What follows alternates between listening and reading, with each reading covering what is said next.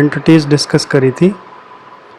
To sine A cos B, ये होती है sine A plus B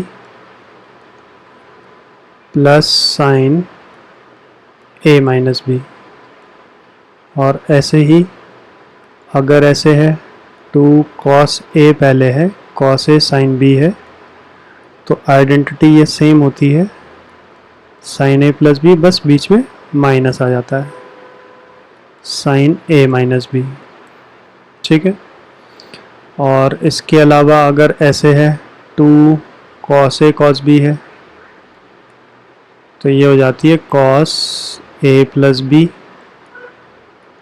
plus cos A minus B.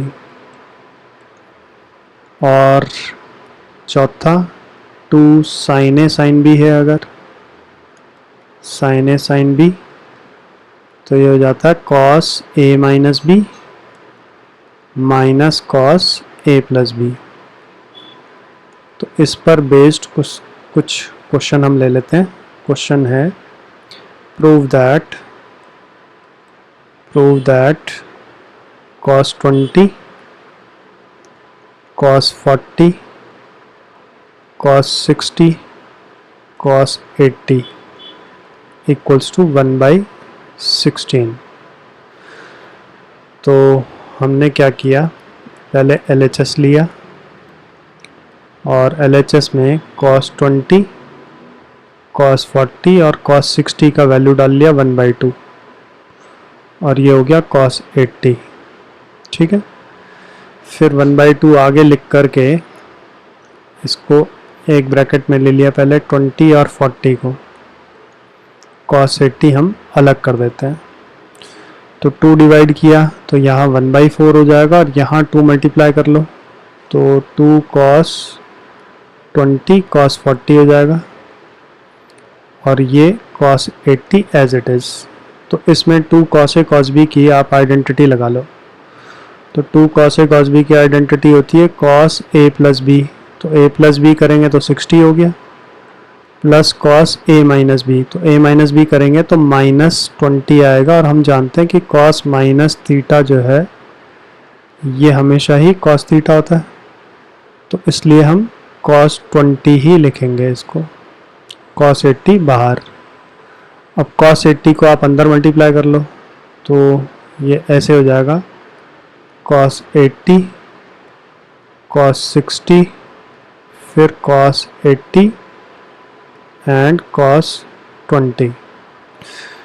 तो cos 60 का वैल्यू फिर से 1/2, तो पहले आप यहाँ पर 2 डिवाइड कर लो तो ये 8 हो जाएगा, और यहाँ 2 मल्टीप्लाई कर लो ब्रैकेट के अंदर, तो cos 60 1/2 हो गया, और यहाँ 2 मल्टीप्लाई किया तो ये हो जाएगा cos 80 एंड cos 20, ऐसे हो जाएगा। तो अब इस 2 से ये 2 कट गया, तो बच गया साइन 80, साइन नहीं cos 80, गलती से साइन 80 लिख दिया हमने, दिस इज cos 80 प्लस, और यहाँ पे फिर से आइडेंटिटी लगा लो 2 cos a cos b, तो 2 cos a cos b क्या होगा cos a plus B, that is 100 plus cos a minus B, तो 60। तो अब हम cos 80 को तो फिलहाल ऐसे ही रहने देते हैं, और cos 100 को हम चेंज कर लेते हैं। cos 100 को हम क्या लिख सकते हैं, cos 100 को हम लिख सकते हैं 180 माइनस 80, ऐसे लिख सकते हैं इसको हम, और cos 60 का वैल्यू 1/2 फिर से। तो ऐसा हमने क्यों किया, ऐसा इसलिए किया ताकि ये टर्म और ये टर्म मेरी कैंसिल आउट हो जाए। कैसे, ये है cos 80 और cos 180 माइनस थीटा होता है माइनस cos थीटा, तो ये माइनस cos 80 आ गया। तो अब इस टर्म से ये टर्म कट गया, तो 1/8 और 1/2 बच गया, 1/8 इंटू 1/2, तो दोनों को मल्टीप्लाई करेंगे तो 1/16 आ गया। यही मेरा RHS है, बस बात खत्म। इसके बाद एक क्वेश्चन हम और ट्राई करते हैं। क्वेश्चन है हमारे पास प्रूव दैट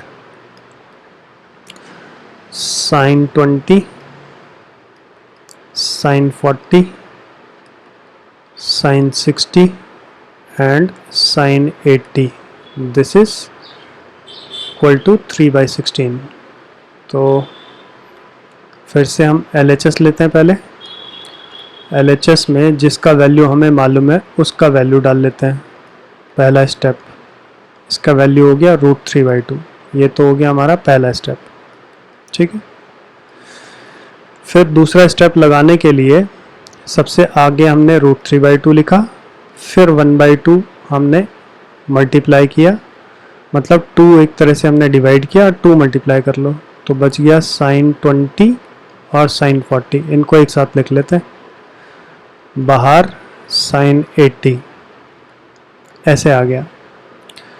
तो अब हमें आइडेंटिटी लगानी है इसमें, 2 sin A sin B, तो ये तो हो गया √3/4।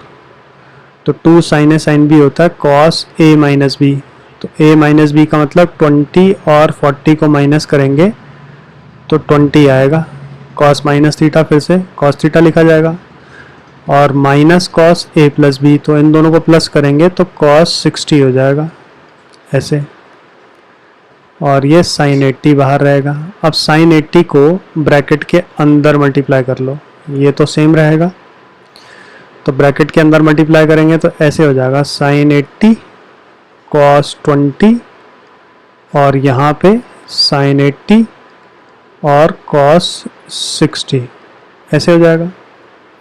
तो फिर से अब आइडेंटिटी लगाने के लिए, क्योंकि ये दो पेयर हैं, दो टर्म्स हैं जो मल्टीप्लिकेशन में आ रही हैं, तो आइडेंटिटी लगाने के लिए 2 में डिवाइड कर लेता हूँ, तो यहाँ पर 4 × 2 8 हो जाएगा, और 2 यहाँ मल्टीप्लाई कर लिया, तो ये हो गया 80 एंड 20, और यहाँ पर भी आप 2 मल्टीप्लाई कर लो, तो ये हो गया sin 80, और cos 60 का जो वैल्यू है वो 1/2 होता है, तो 2 से ये 2 कट जाएगा, और इसमें हम आइडेंटिटी लगा लेते हैं 2 sin A cos B वाली।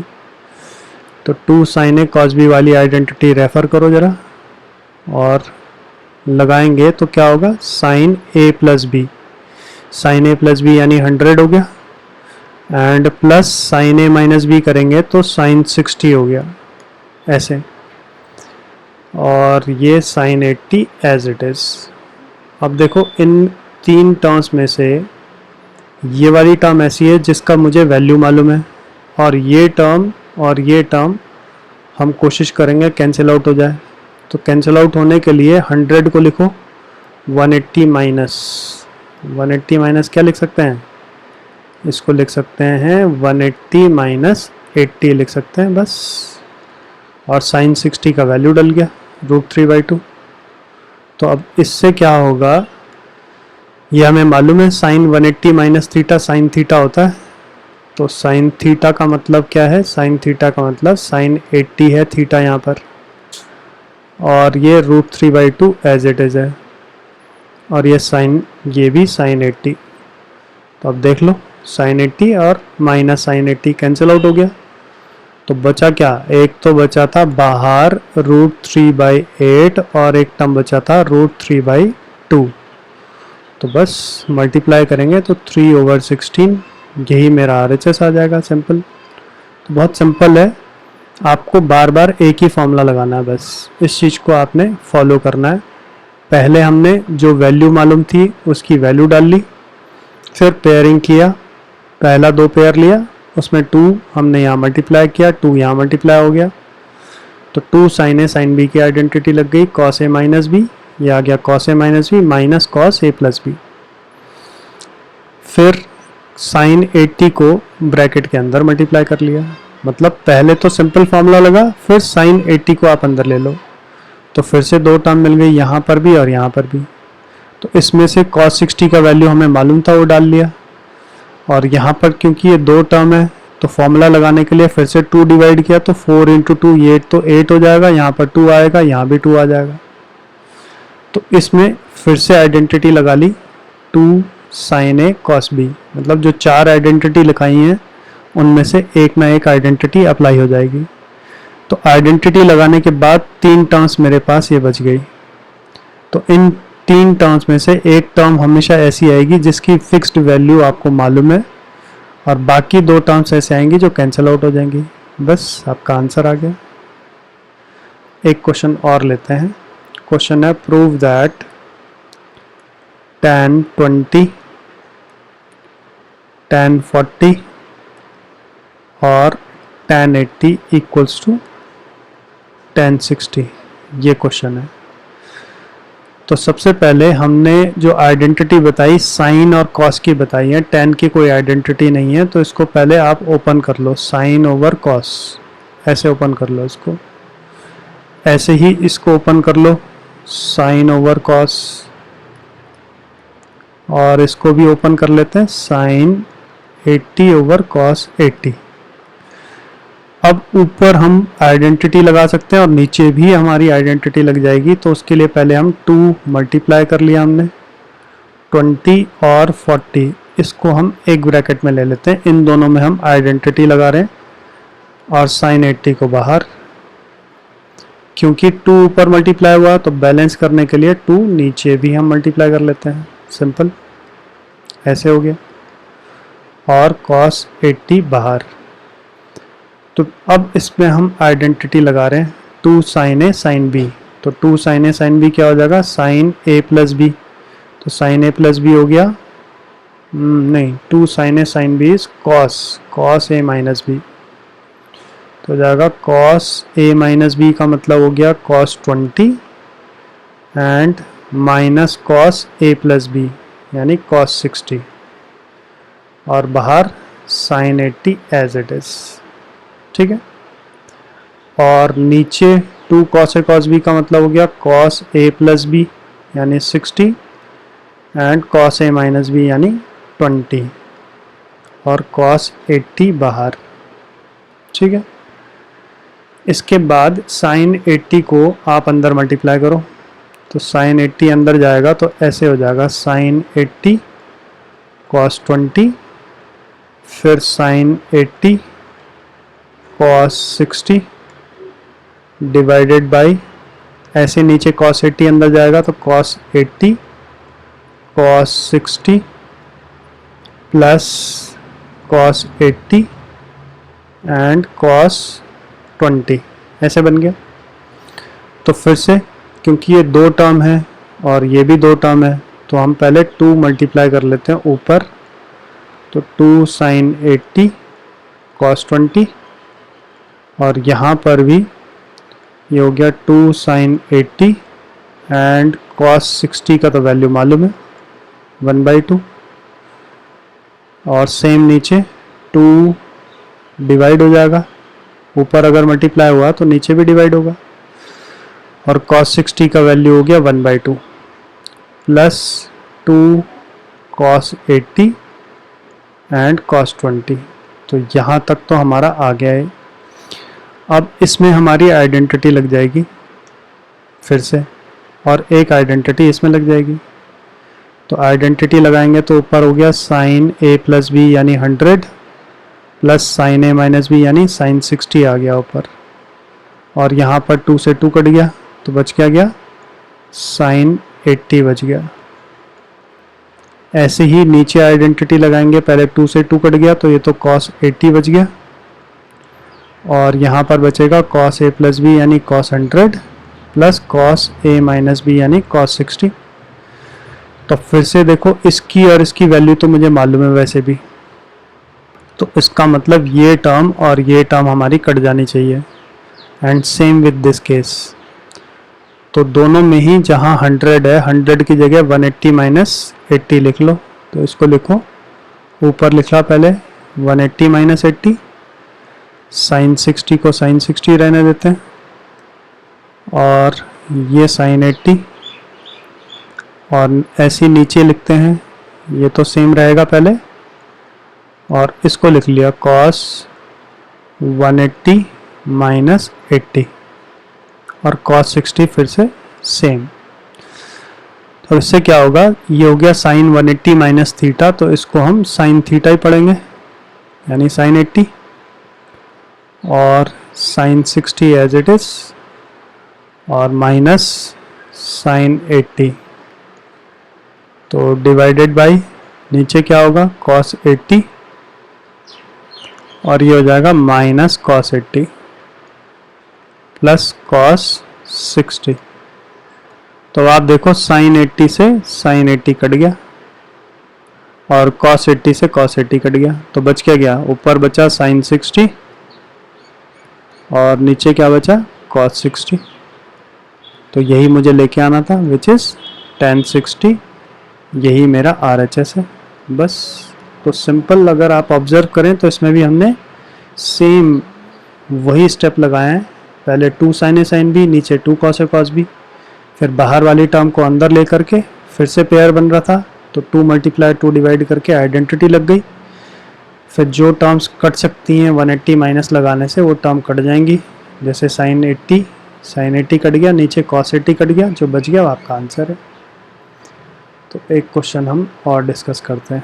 क्वेश्चन है prove that cos A cos pi by 3 minus A cos pi by 3 plus A equal to cos 3A over 4। ये क्वेश्चन है। तो अगेन हमने LHS लिया पहले, तो ये 3 टर्म्स हैं। तो इन 3 टर्म्स में आइडेंटिटी लगाने के लिए कोई भी 2 का हमें पेयर लेना पड़ेगा। तो हमने क्या किया, पहले 2 डिवाइड किया और 2 मल्टीप्लाई कर लिया ऐसे, cos A cos pi by 3 minus A cos pi by 3 plus A, ये ले लिया।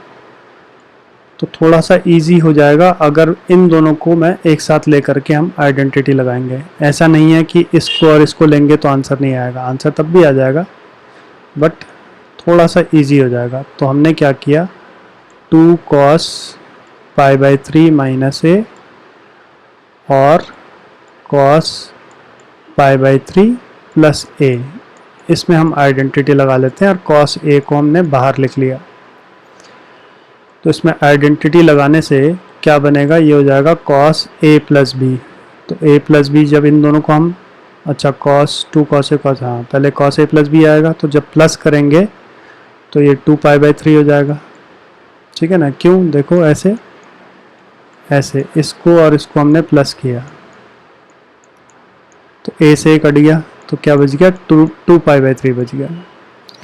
और फिर plus cos A minus B, तो जब हम इन दोनों को माइनस करेंगे तो cos माइनस 2A आएगा। ऐसे देखो पाई बाई 3 माइनस A, माइनस अंदर जाएगा तो ये भी नेगेटिव हो जाएगा, तो बचेगा क्या, माइनस 2A बचेगा। तो cos minus 2A cos minus 2 theta क्या होता है, cos थीटा, यानी सिंपली हम cos 2A लिख लेंगे। और ये आ गया cos A बाहर ब्रैकेट के।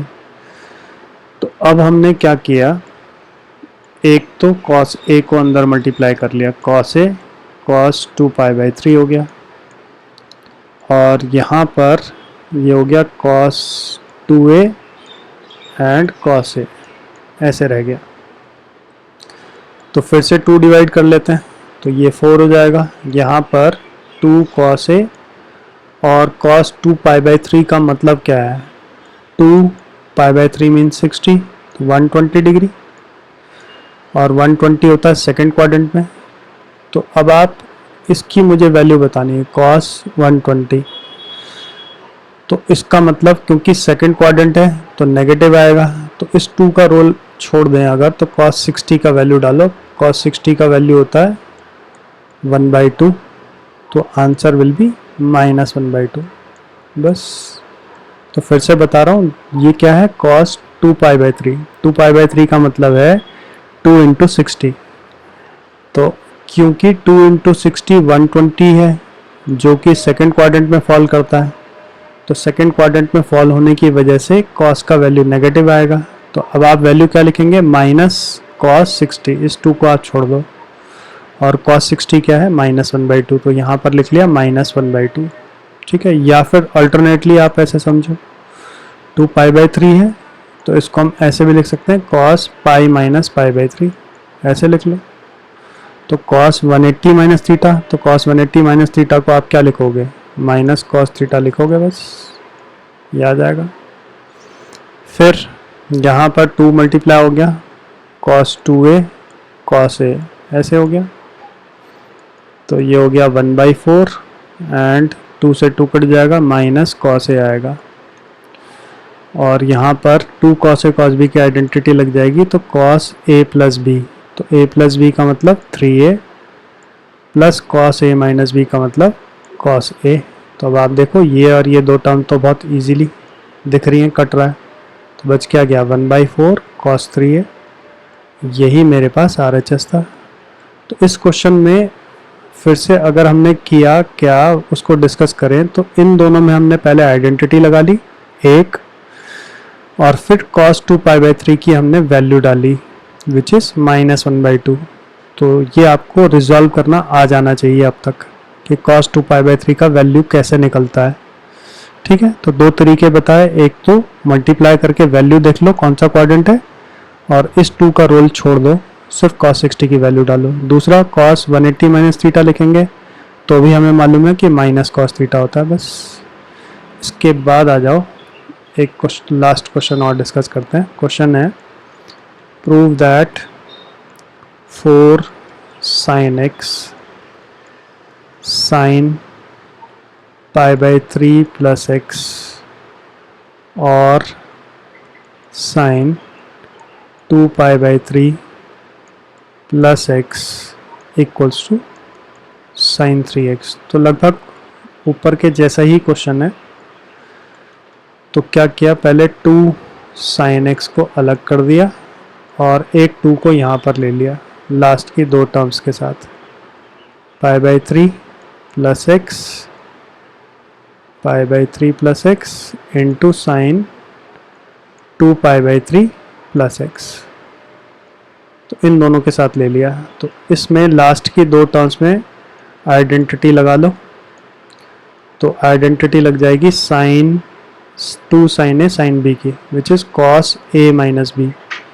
तो a माइनस b का मतलब π/3 प्लस x माइनस 2π/3 और माइनस x। तो x से x कट गया तो बच क्या माइनस π/3 बच गया।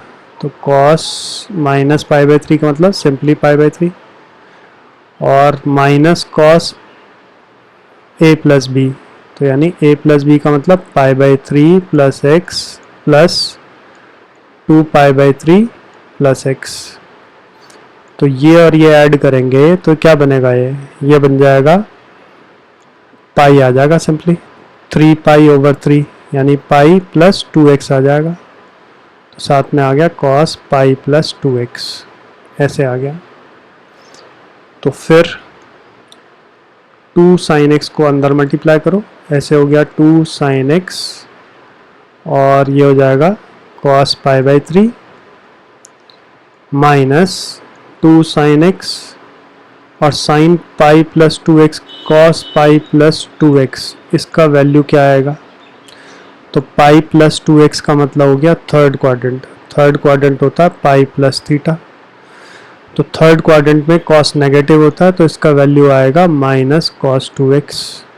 तो यहाँ पर हम वैल्यू डाल दे रहे हैं माइनस cos 2x। ठीक है, तो cos π/3 फिर से 60, तो cos 60 का वैल्यू डालो। cos 60 का वैल्यू क्या होता है 1/2, तो 2 से ये 2 कट गया और ये माइनस माइनस प्लस हो गया। तो क्या बचा 2 sin x और cos 2x, ये बच गया। तो फाइनली एक टर्म तो मेरी बच गई sin x की, और इन दोनों में हम आइडेंटिटी लगा लेते हैं 2 sin a cos b की। तो वो होती है sin a प्लस b। तो sin a प्लस b करेंगे तो x प्लस 2x तो 3x आ गया, और plus sin a minus b करेंगे तो x minus 2x minus x आ जाएगा।